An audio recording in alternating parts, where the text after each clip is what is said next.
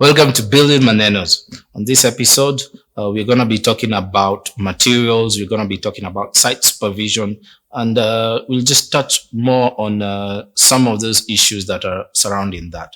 My name is Nick Mutavi. And I'm architect Sylvia Kasanga.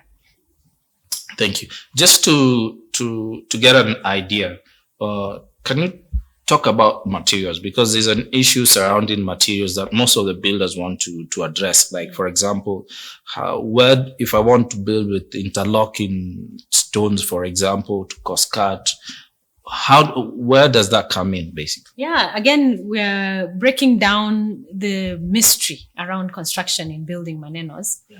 And it's exciting because I need Kenyans to understand that that there are people who've been trained for these things.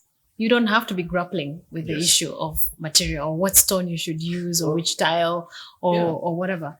What you need to have is the right person to advise you. Yeah. Once you declare what your budget is and what your theme of design that you want, then it is for that person to avail for you the options. Is it an issue because sometimes you feel like as the home builder, they don't want to talk about their budget because they think the other party will price it higher because they already know their budget? Oh, yes. I have heard those complaints. Yes. Somebody doesn't want to tell the architect that my budget is 6 million because my fees is pegged on the 6 million. So I come and understate.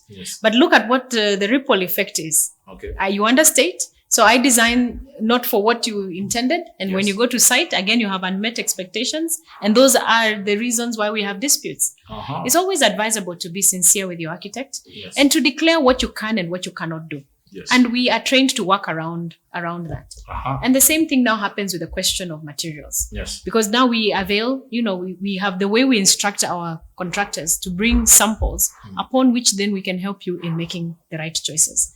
So you don't have to grapple with such technical issues when you have the right person there with you. Yeah, because you get builders being told this is the right, come select stone for your house. How do I know which stone? I don't know Darugo from Kilimanjaro. Exactly. So how will I know this stone is the correct one? Exactly. So that's where I say, leave it to your consultants. They will guide you accordingly. We understand the materials. We know where they're sourced from. We know the good sources. We know the ones that you should not touch. We know the cheap ones that will end up being expensive for you.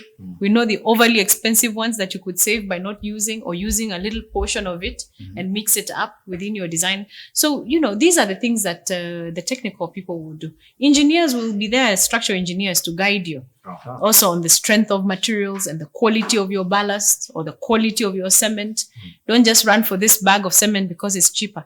There are consequences to that. You'll end up using 3 times more cement than if you had gone for another brand of cement, which then you could use even just 1 bag, while another you're using 3, and you think you're saving money. So again, use the right people to guide you when it comes to selection of materials. And what about site supervision? Because that's another area that a lot of people do not understand what is involved in site supervision. Because you have your engineers, civil engineers, you have your electrical engineers, you have your plumbers in place as well. So who does what and at when? And who manages and coordinates that as well? That's right. That's so critical. And let's talk about it in 2 parts. Okay. You have 2 different kinds of contracts in construction. You have the labor kind of contract and you have the full kind of contract. Okay. The full kind of contract will demand that there be a clerk of works on site. Okay. So we introduce a new consultant. He's called a clerk of works, but he's actually on the developer side. He's not on the architect side. This is your consultant as a developer. If it is unique, you will have a clerk of works who is under your direction. Okay. But he's your eyes on site, an everyday eye on site. Is that the foreman for the residential? I wouldn't call him foreman. He does not sit with the contractor. Okay. No, he actually monitors the contractor. And the minute he sees, because he's there on a daily basis, if he sees any gap, he understands construction, he understands materials. He's able to see if the design is being followed. He's able to see if there's a problem with the sources of materials. And then he's able to flag those things and bring in the consultants to deal with the contractor. That is in the case of a full contract. In the case of a labor contract, now you as the developer must bring in somebody of that kind of capacity to oversee your site on a daily basis.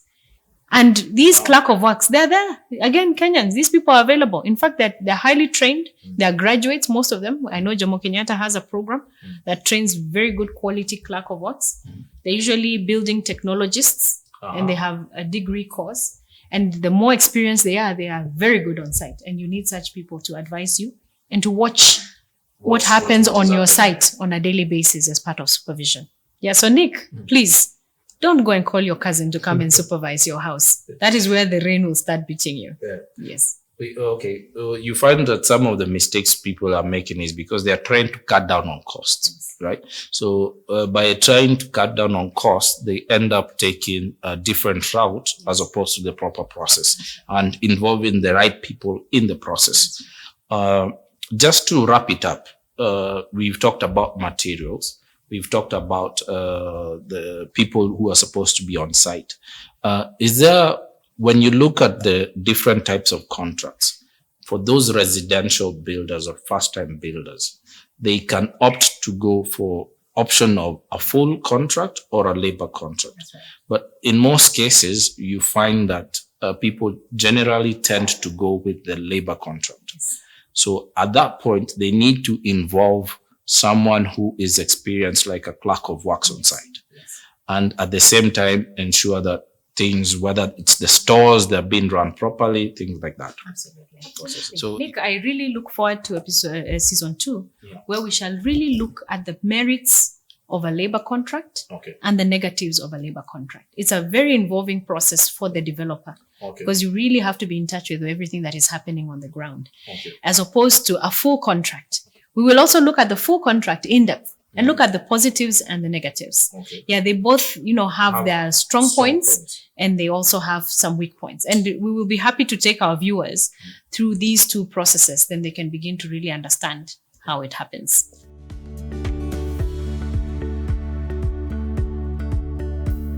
Hey guys, thank you for watching. So keep it tuned, share, like, subscribe.